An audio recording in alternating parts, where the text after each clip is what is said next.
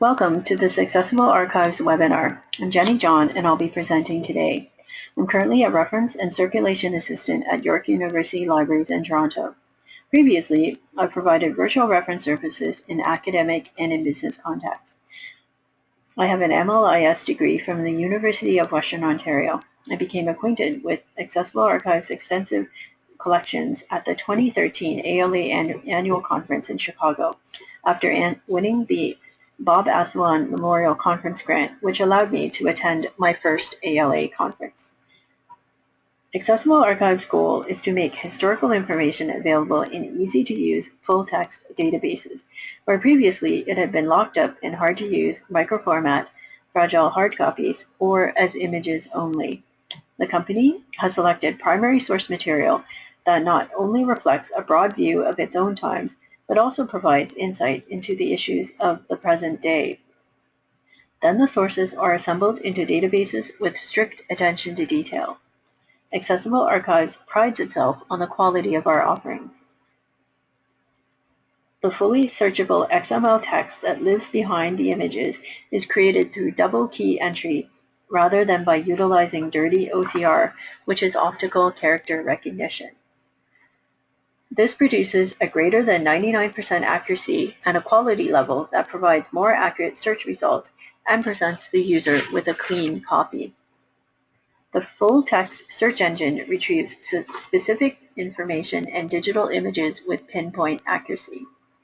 Today, we'll cover some of the content in Accessible Archives collections and how to search for it, highlighting the latest additions to our collections.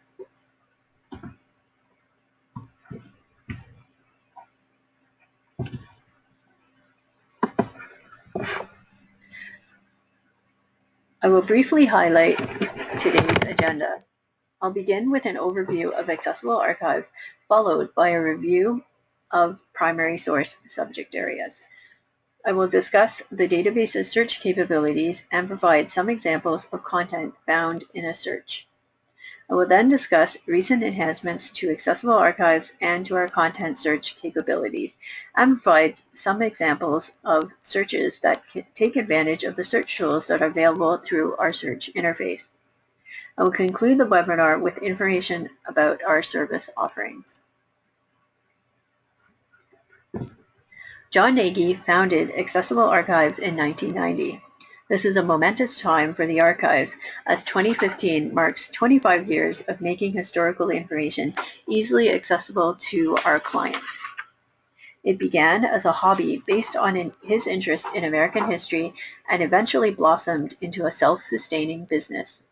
John was employed in the family firm, a business supplies company in Chester County, Pennsylvania.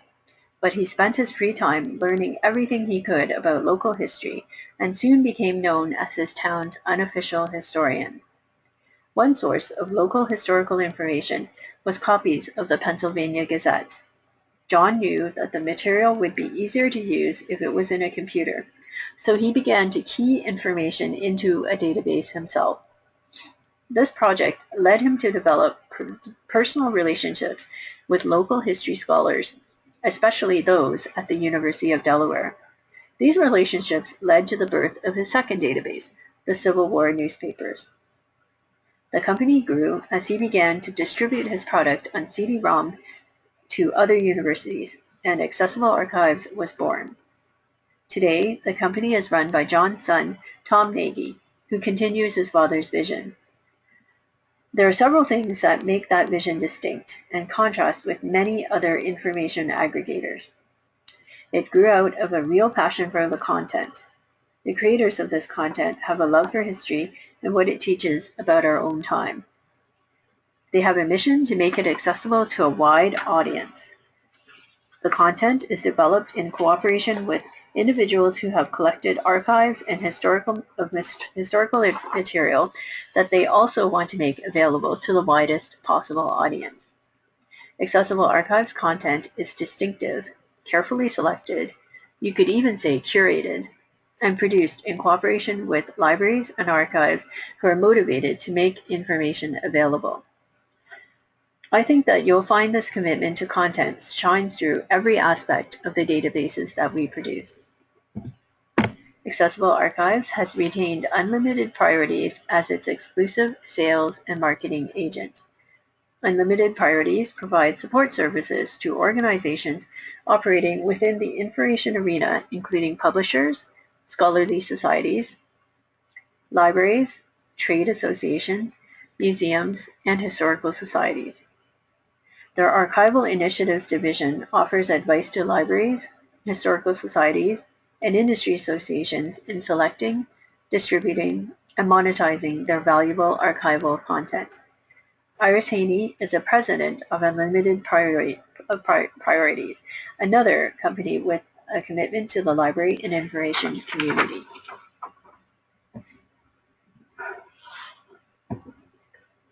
Accessible Archives aggregates primary source material from a variety of sources and authors to provide many points of view on a historic event or era, giving subscribers a more complete picture of what happened and how they lived. Each entry includes full bibliographic citations as well as accurately transcribed text. Users can easily email search results. Documents are very easy to read thanks to high-quality XML conversion to high-quality XML formatting. The accompanying images help bring the past to life. Information is easy to find because the database offers full Boolean search capability, string searching, truncation, and search limits. Extensive search help documentation is available for users needing assistance with setting up their search. If a discovery service is used by your institution, users can quickly find Accessible Archives content through the Federated Search interface for fast and comprehensive research. Customers recognize Accessible Archives' distinctive collection of content and its commitment to making that content easily searchable for a variety of purposes, from local history and genealogical research to scholarly inquiries. Accessible Archives collections are now in use by universities, historical societies, primary, middle, and secondary schools, individuals, and research libraries throughout the world. Titles will continue to be added with ease of use as a prime consideration. As you can see, organizations as diverse as multi-campus universities, single-campus colleges, public libraries, and genealogy researchers find Accessible Archives content and its support services invaluable. What we'll be covering today is an overview of the scope of our collections. The content of these collections is 18th and 19th century primary source materials, but they have a deep relevance for understanding the social movements and forces that shaped the 20th century America and that continues into the 21st century. The African American experience encompasses newspapers written by African Americans for an African American readership. This is the start of an arc that began in slavery and eventually led to the 20th century civil rights movement and to the election of an African American president, an event almost unimaginable to the people who published and read these newspapers. But the roots are here in Accessible Archives collections. American County Histories is one of the most comprehensive collections of its kind, presenting American history from a local and regional perspective. This is the story of a young country, told by people in their own hometowns, from the oldest Eastern settlements to the Western movement. The Civil War presents one of the crucial turning points of American history, and does so from the point of view of the men who actually fought in the war. Here you'll find perspectives of battles by the generals who conducted them, and also from the soldiers who fought in them. The roles of women are detailed through magazines and newspapers produced by the founding mothers of the struggle for women's rights.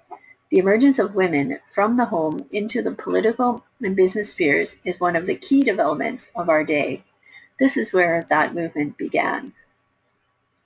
Birth of the Nation is preserved through newspapers that document the transformation of individual British colonies into the United States of America. Entering the 20th century entails coverage of the Spanish-American War, World War I, and the beginning of the Jazz Age.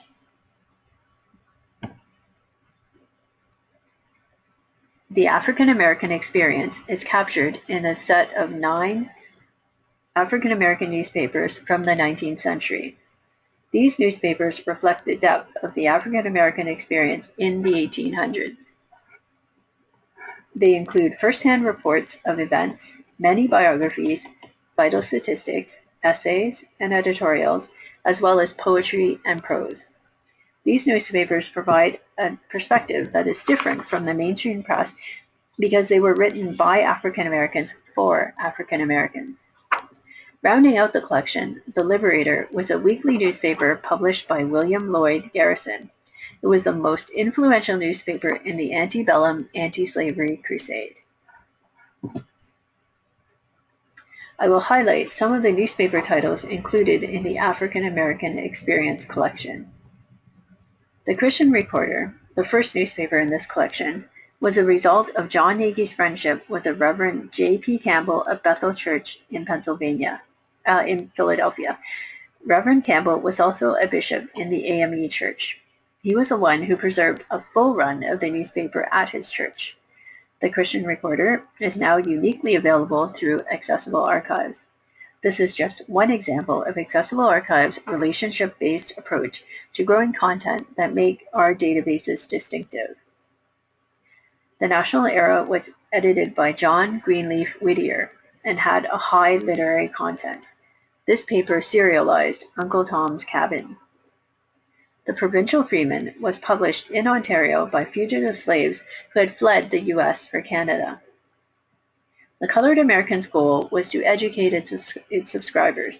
It published a great deal of information in list and encyclopedia format, but did not provide much news coverage. Note how many of these newspapers date from before the Civil War, and think about their commitment to providing news and information in an era when most African Americans couldn't attend school and many could not even read. These are examples of the newspapers themselves. One of the key benefits of Accessible Archives is that you can view images of the original pages while the full text is available for reading and searching in a high-quality XML conversion. The Liberator was a weekly newspaper published by William Lloyd Garrison in Boston. Its first issue contained the motto, "Our country is the world. Our countrymen are mankind." Garrison was a journalistic crusader who advocated the immediate emancipation of all slaves. After the end of the Civil War, his last issue announced, "My vocation as an abolitionist is ended." After 35 years and 1,820 issues, Garrison had not failed to publish a single issue. He spent the final 14 years of his life campaigning for women's rights, women's suffrage, pacifism, and temperance. The National Anti-Slavery Standard was the official weekly newspaper of the American Anti-Slavery Society, an abolitionist society founded in 1833 by William Lloyd Garrison and Arthur Tappan. It was the sister newspaper of the Liberator, also published by the society. With perhaps the exception of the Liberator, the Standard was the most influential voice for abolition leading up to the Civil War. The National Anti-Slavery Standard was founded by the husband and wife team of Lydia and David Child, who were both affirmed abolitionists as well as successful writers. Lydia Child was the author of the poem Over the River and Through the Wood. Using the motto, "Without concealment, without compromise," the Standard sought to extend the rights of slaves across the country. The paper contained many very strong personal and emotional accounts of slavery. Complete imaging for the National Anti-Slavery Standard is available on the website, along with many keyed articles. Completion of the database will occur in December 2015, which is right around the corner. Accessible Archives is committed to being the world's foremost authority on U.S. county history. The large county history volumes include chapters with detailed coverage of local history, geology, geography, weather, transportation, lists of local participants in the Revolutionary and Civil Wars, government, the medical and legal professions, churches and ministers, industry and manufacturing, banking and insurance, schools and teachers, local celebrations, fire departments and associations, cemeteries, family histories, health and vital statistics, roads and bridges, public officials and legislators, and many additional subjects. These are not Wikipedia-style summations where a particular county gets a single concise article. Rather, what you find here are book-length presentations of county history from multiple sources. And yes, these are old books, so many of them can be found on the web. The unique value proposition that Accessible Archives offers is to bring these titles together to form the most comprehensive county history collection available. You can read an individual volume page by page, or search the entire collection from a single query. A user may read or browse the text on a page-by-page basis in the original format merely by scrolling down the screen. The table of contents is hyperlinked to each chapter as well as to each individual illustration. In short, you can search an individual county, a full state, or across the entire nation. The county histories consist of hundreds of thousands of pages of content with new text and images added monthly. Researchers will find it rewarding to return again and again to Accessible Archives when conducting research. As noted earlier, the county history is being added to continuously. The Mid-Atlantic, New England, and Southeast are definitive collections of regions with a particularly rich documented history and great local pride in regional traditions. Accessible Archives has now extended into collections of the West and Southwest, assembling the most important volumes of local history in regions that have not been as extensively documented. We intend to cover the entire United States within the next year, adding the Central and Midwest regions. Although I'm not here to sell anything, I want to mention that pre-publication discounts are available, and we know how important it is to save money. The Civil War collection is comprised of 7 parts. Part 1 is a newspaper perspective. Major articles from the Charleston Mercury, the New York Herald, the Richmond Enquirer are included in this collection. Part 2 presents the soldier's perspective. The documents in this part provide an in-depth look at daily life for the troops. Part 3 focuses on the general's perspective. Documents in this collection provide a look at battles with an emphasis on strategy and tactics. Part 4 is a Midwestern perspective. This is an informative and eclectic coverage from 7 Indiana newspapers. A Midwestern perspective is produced in a publishing partnership with Vincennes University. Part 5 is Iowa's perspective. This is comprised of memoirs, pamphlets, and regimental histories from the University of Iowa collections, produced in a publishing partnership with the University of Iowa. Part 6 focuses on Northeast regimental histories. This collection includes details of particular units filled with photos, portraits, maps, and other illustrations. Part 7, the newest part of this collection, consists of abolitionist books from the Abraham Lincoln Presidential Library. These volumes are reference materials that are comprised of memoirs, speeches, biographies, essays, and more. They reflect both points of view on the abolition of slavery.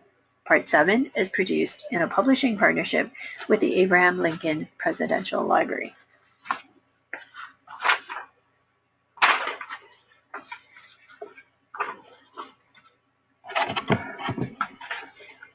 Godey's Ladies Book was intended to entertain, inform, and educate the women of America.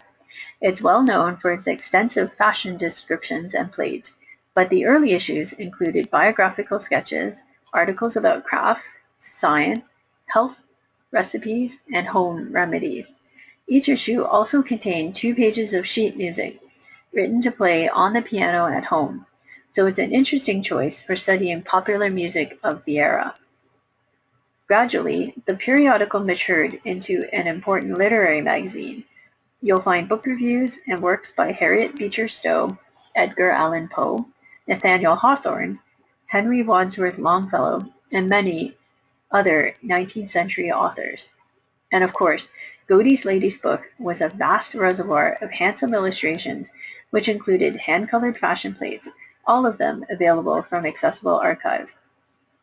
We have increased the number of images available in our collection of Godey's. Images for each page are now available. Godey's illustrations are now searchable by image type, so you can easily find fashion plates, advertisements, and more. The editor of Godey's was Sarah Josepha Hale. She brought substance to the magazine and wrote frequently about the notion of women's sphere. By the Civil War, Godey's was a major force in American publishing. Today, it's considered to be among the most important resources for 19th century American life and culture. We're grateful for the feedback from our customers, which has allowed us to discover and correct errors such as a small number of missing image thumbnails in vast amounts of data. Godey's Lady's Book was produced in a publishing partnership with the CIC, the Committee on Institutional Cooperation. Descriptors for the color graphics were supplied by the Library of Congress. The Lily, the first newspaper for women, was published in 1849 until 1853 under the editorship of Amelia Bloomer. The Lily always maintained a focus on temperance, but gradually began to include articles about other subjects of interest to women, such as childbearing, education, and the issue of women's rights. Additional topics included dress reform, physical education for women, voting rights, and protests against laws unfair to women.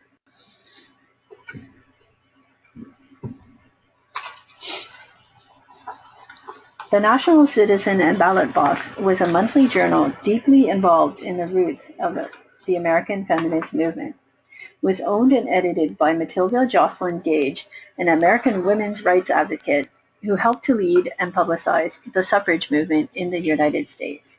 The National Citizen and Ballot Box was produced in a publishing partnership with Wilson College. As an interesting note, L. Frank Baum, who wrote the book The Wonderful Wizard of Oz in 1900 and its 13 follow-ups, most of which I read as a child, was Gage's son-in-law. Gage and Baum were very close, and her influence permeates the Oz books. The heroine of the series is a brave girl who saves her friends and their land. In addition, many of the various realms throughout Oz were ruled by women. The Revolution, a weekly women's rights newspaper, was the official publication of the National Woman Suffrage Association, formed by feminists Elizabeth Cady Stanton and Susan B. Anthony to secure women's enfranchisement through a constitutional amendment. Particularly rich in political reporting, it contained many reports from feminist conventions with transcriptions of speeches and audience response. All three of these early feminist publications were produced in cooperation with Wilson College, Chambersburg, Pennsylvania. The Pennsylvania Gazette provides the reader with a first-hand view of colonial America, the American Revolution, and the New Republic. It offers important social, political, and cultural perspectives of each of the periods. Thousands of articles, editorials, letters, news items, and advertisements cover the Western Hemisphere from the Canadian Maritime Provinces through the West Indies and North and South America, presenting a detailed glimpse of issues and lifestyles of the times. Also included is the full text of such important writings as the Declaration of Independence, the Constitution, Letters from a Farmer, Thomas Paine's Common Sense, the Federalist Papers, and much more. It is claimed that the publication later re-emerged as the Saturday Evening Post. South Carolina's first successful newspaper, the South Carolina Gazette, was begun in 1732 by Thomas Whitemarsh in Charlestown and released its final issue in December 1775. Middle of the road newspaper, The Gazette printed news of Europe, what the royalty had worn at the last formal event, news of the colony, notices of births, deaths, marriages, and estate auctions, and advertisements, including those for runaway slaves. Along with its four sister newspapers, it contains a wealth of information on colonial and early American history and genealogy, and provides an accurate glimpse of life in South Carolina and in America immediately prior to the advent of the American Revolution. The Virginia Gazette is the first newspaper published in Virginia and the first to be published in the area south of the Potomac River in the colonial period of the United States. As Williamsburg was the center of growing tensions in the Virginia colony, which led to the American Revolution, the newspaper was one of the centers of activity in the capital of Virginia, and dutifully published accounts. When, at the urging of Governor Thomas Jefferson, the capital was relocated to Richmond in 1780, the newspaper followed. The final issue of the Virginia Gazette, produced in Williamsburg, was April 8, 1780. The Virginia Gazette was produced in a publishing partnership with Colonial Williamsburg, College of William and Mary, Johns Hopkins University, Library of Virginia, and the Historical Societies of Maryland, Massachusetts, and Virginia. As you can see from these images, keying the text rather than attempting to utilize dirty OCR, even though that process is much less expensive, is paramount to producing a quality product that is easy to use, produces accurate results, and provides relevant articles with clean text. Frank Leslie's Weekly was an American illustrated literary and news publication started by publisher and illustrator Frank Leslie. It followed a tested and proven formula of carefully combining elements of war, politics, art, science, travel and exploration, literature, and the fine arts in each issue. Each issue included 16 to 32 illustrations, making Frank Leslie's Weekly an excellent source of historic images. Some of the important events reported and illustrated are John Brown's raid at Harper's Ferry, the Civil War, the Spanish-American War, the First World War, the Klondike Gold Rush, Arctic exploration, and the San Francisco earthquake. Literary content included stories by Louisa May Alcott, H. Irving Hancock, Helen R. Martin, and Ellis Parker Butler. In the later years, there were illustrations by Norman Rockwell. The entire collection of images and text for Frank Leslie's Weekly is now available on the website. Accessible Archives offers the only complete collection of Frank Leslie's Weekly.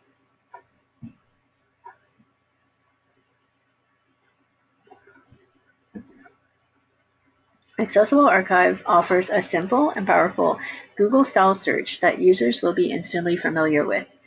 Full Boolean search capabilities are available for those who want to use them, and searches can be refined with various limits for publication type, source, and date of publication.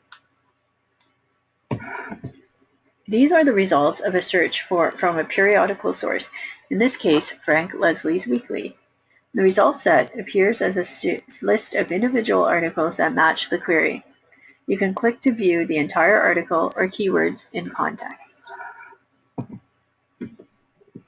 Clicking on a result brings up a bibliographic citation to the full text and the full text of the article. In this case, there are also illustrations included with the article. Search terms are highlighted so that you can immediately see why you retrieved that particular result.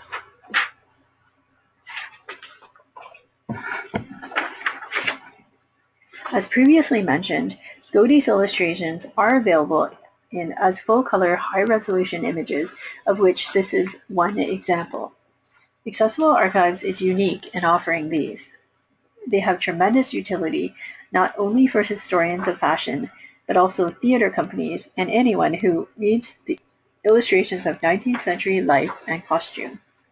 As noted earlier, one of the exciting changes to the archives over the summer is that Godey's illustrations have been enhanced to allow searching by image type, so users can search for illustrations that are fashion plates, engravings, sheet music, and more. This is a table of contents of one of the volumes of the Memoirs of General Ulysses Grant, found via a search for a book source. Users can view the actual table of contents for the book, with each listing hot linked to the full text. This is an example of a page view, and it demonstrates the high quality and clarity of the imaging. Most users won't want to read primarily from the images, and the text can also be viewed in an accurate XML conversion for easy readability and searching. The particular value of having book images is that it ensures that all the illustrations are available.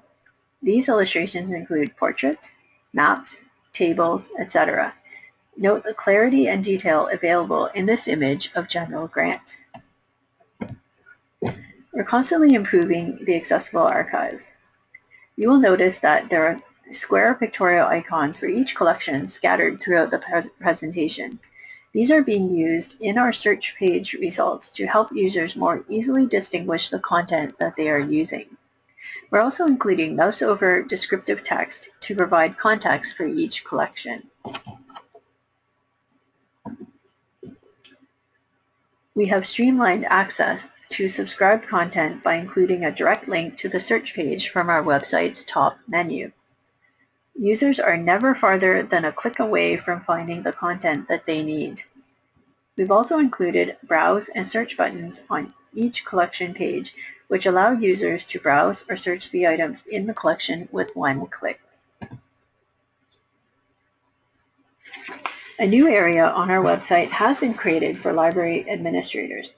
The administrator section can be accessed by clicking Account Information at the upper right of the search page. And this is where we make product announcements, provide support, and deliver account or customer record information such as IP range definitions, username, password login definitions, subscription dates, subscription access, and branding indication. There's also an Announcements tab on the search page, which we're using to keep users apprised of new developments at Accessible Archives. We have improved navigation within our website. Users can easily find their way back to the search page after clicking one of the options on the main menu. And we've clearly labeled search areas on our website so that users will know exactly what is being searched. We've also updated the copyright date throughout our website.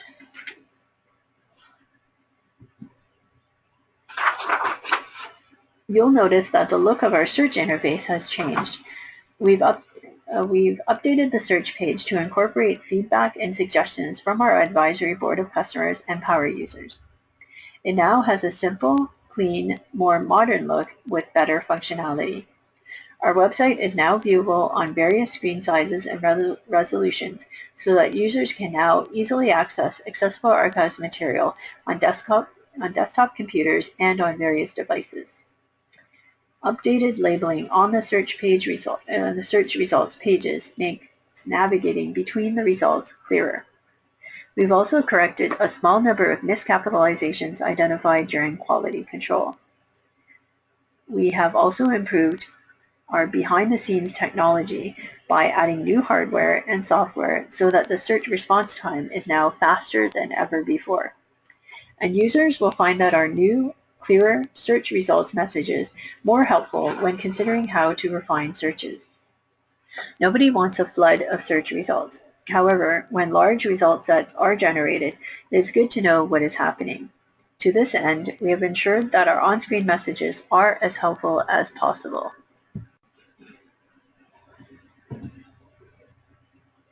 As a researcher, I'm very excited about two new search tools, proximity search and the ability to boost search terms to influence the order in which documents with these search terms appear on the list of search results. I will also highlight some other search tools that users will find useful for targeting searches. These are and, not, truncation, wildcards, date search, and search options drop-down boxes that are customized by publication. Proximity search allows searching for two terms that are separated by a specified number of terms in either direction. For example, a search for Klondike and mining within 5 words will yield documents that contain both words separated by no more than 5 words. Either Klondike or mining can be the first term in these results.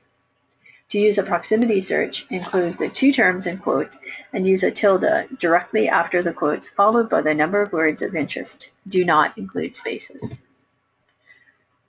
Here's an example of a search result for a search for Lincoln within 4 terms of slave. In this document, slave occurs first.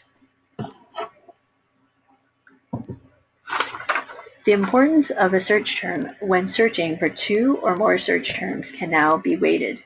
To specify the weight of a search term, use a caret followed by a number which represents the weight. The higher the number, the higher the search term is ranked in the results list. Specifying the weight does not change the number of search results, only the order in which they are presented.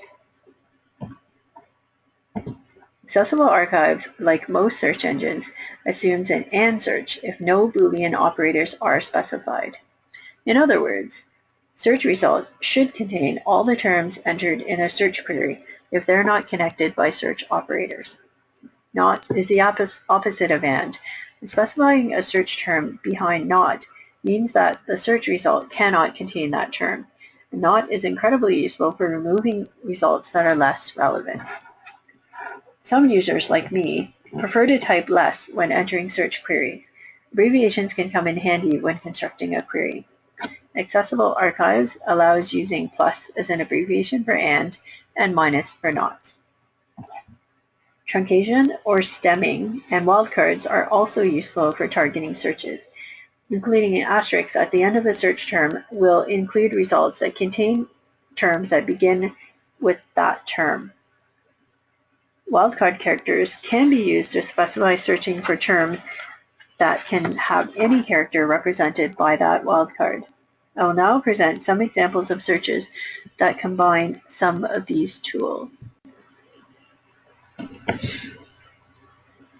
These are the results of a search for Lincoln and Grant and not Army. This search removes the specific references to the Army, which can bring results related to their non-military relationship to the forefront. My first query for Lincoln and Grant returned many documents related to the war, so I modified the query.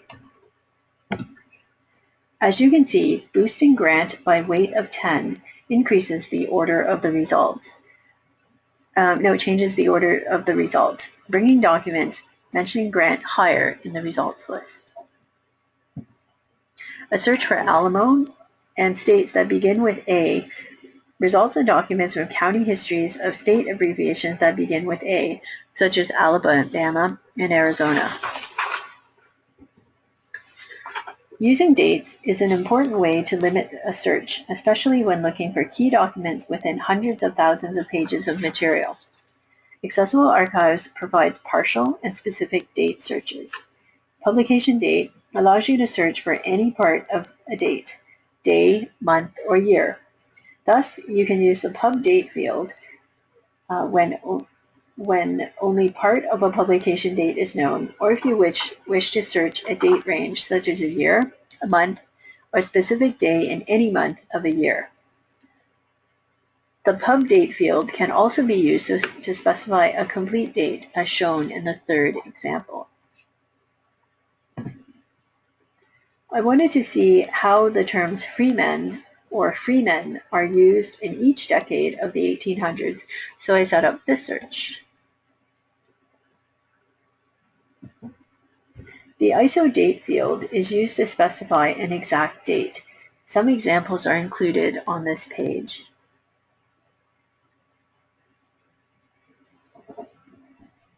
I created this search to see what was written about Lincoln on the day of his death, which was April 15th, 1865. Another improvement to our search interface is that search options are customized according to the publication being searched. As mentioned earlier, we have recently added image type searching for Godey's Ladies Book. There are many image types to choose from, including advertisement, fashion plate, cartoon, and illustration. As you can see, the search box option drop-down box contains various ways for users to limit their search. When a publication is selected, search options available change to reflect fields available for that publication. These are results of a search for an image type of engravings in autumn, which will hopefully yield autumnal engravings from Godey's Ladies Book. As mentioned earlier, there is an extensive help documentation to help you achieve more targeted searching. Click Help on the search page to be taken to the online help. Shown here is part of a table of contents for our help section. Click on a topic to be taken directly to the relevant section. I highly recommend referring to the help documentation to search more effectively.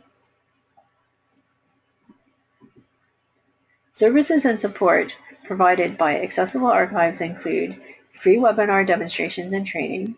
MARC records for each collection and each title are provided free of charge to our customers. URLs that take users directly to search or browse specific titles or collections. The ability to brand with your logo or college name. Counter and sushi compliant usage reports.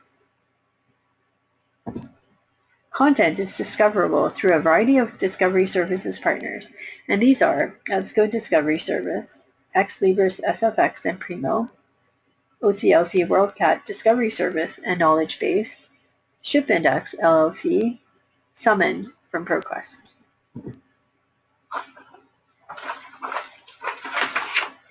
Accessible Archives offers access plans to meet various budgets and needs. As the name suggests, the annual subscription option offers access to all databases for 1 year. Permanent ownership allows you to buy the content that is most important to you. Discounts are available for owning complete collections. As well, large databases are broken into affordable sections to allow you to begin your collection with year-end or one-time funds and to budget ahead.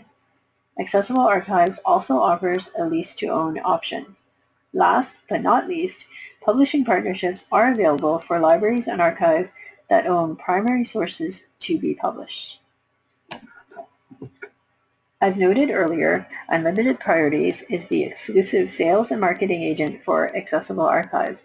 Please contact Iris Haney if you would like to review our collections, arrange a no-obligation trial, place an order, or discuss monetizing your archives. Are there any questions? Thank you very much for attending this webinar. You'll receive a copy of these slides via email soon.